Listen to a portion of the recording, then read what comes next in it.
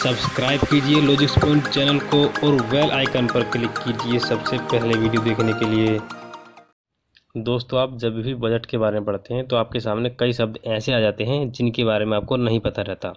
तो आपको मैं इस वीडियो में ऐसे शब्दों के बारे में बताऊंगा जिससे कि आप जब भी बजट के बारे में पढ़ेंगे तो आपको समझने में आसानी होगी। तो इनकी डेफिनेशन बताने से पहले मैं आपको थोड़ा ये बता देता हूँ कि बजट होता क्या है। देखिए, सिंपल भाषा में आमदनी और खर्चे की सूची को बजट कहते हैं। बजट सामान्यतः सरकार की आगामी वित्तीय वर्ष की आर्थिक और सामाजिक कार्यक्रम में आने वाले खर्च और आमदनी का प्रस्तावित ढांचा होता है, जिससे कि सरकार यह दिखा सके कि आने वाले साल में सरकार किस तरह से अपनी योजनाओं पर काम करेगी। दोस्तों, भारत में पहला बजट 18 फरवरी 1860 को वायसराय की परिषद में जेम्स विल्सन ने पेश किया था। तब भारत पर अंग्रेजों का राज था और इस वजह से बजट के दौरान भारतीयों को बोलने तक का अधिकार नहीं था। अब मैं आपको उन शब्दों की डेफिनेशन बताऊंगा। पहला है बैलेंस ऑफ पेमेंट्स। एक देश और शेष दुनिया के बीच हुए वित्तीय लेन देन के हिसाब को बैलेंस ऑफ पेमेंट्स यानी भुगतान संतुलन कहा जाता है। अब शब्द आता है बैलेंस्ड बजट।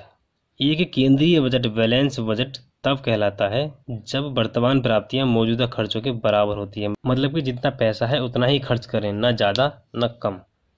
अब शब्द आता है बजट घाटा।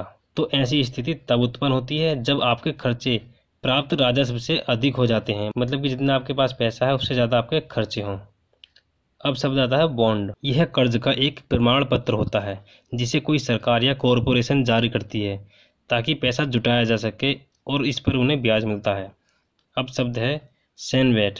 यह एक केंद्रीय वैल्यू एडिड टैक्स है जो मैन्युफैक्चरर मतलब कि निर्माताओं पर लगाया जाता है।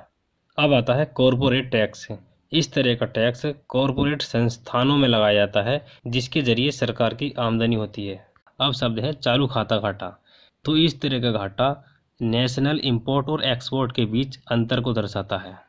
अब आता है आयकर इनकम टैक्स, मतलब कि वो टैक्स जो आपकी इनकम के सोर्स जैसे कि आमदनी, निवेश और उस पर मिलने वाले ब्याज पर लगाया जाता है।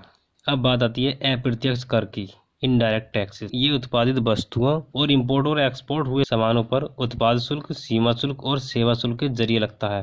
प्रत्यक्ष कर डायरेक्ट टैक्सेस, ये व्यक्ति और संस्थान की आय और उसके स्रोत पर आयकर, कॉरपोरेट कर, कैपिटल गेन टैक्स और इनहेरिटेंस टैक्स के जरिए लगता है। अब आता है उत्पाद शुल्क, मतलब कि एक्साइज ड्यूटीज। ये एक देश की सीमा के भीतर बनने वाले सभी उत्पादों पर लगने वाला टैक्स है। अब शब्द आता है सीमा शुल्क, कस्टम्स ड्यूटीज। ये उन वस्तुओं पर लगाया जाता है जो देश में इंपोर्ट की जाती हैं या देश के बाहर एक्सपोर्ट की जाती हैं। अब शब्द आता है सेवा कर। ये केंद्र और राज्य सरकार की ओर से किसी व्यक्ति या संस्था द्वारा सेवा प्रदान करने के एवज में लगाया जाने वाला कर है। इसकी शुरुआत 1994 में हुई थी। यह एक अप्रत्यक्ष कर है, मतलब कि इनडायरेक्ट टैक्सेस है। एक शब्द आपको पढ़ने को मिल जाता है विनिवेश, डिसइन्वेस्टमेंट।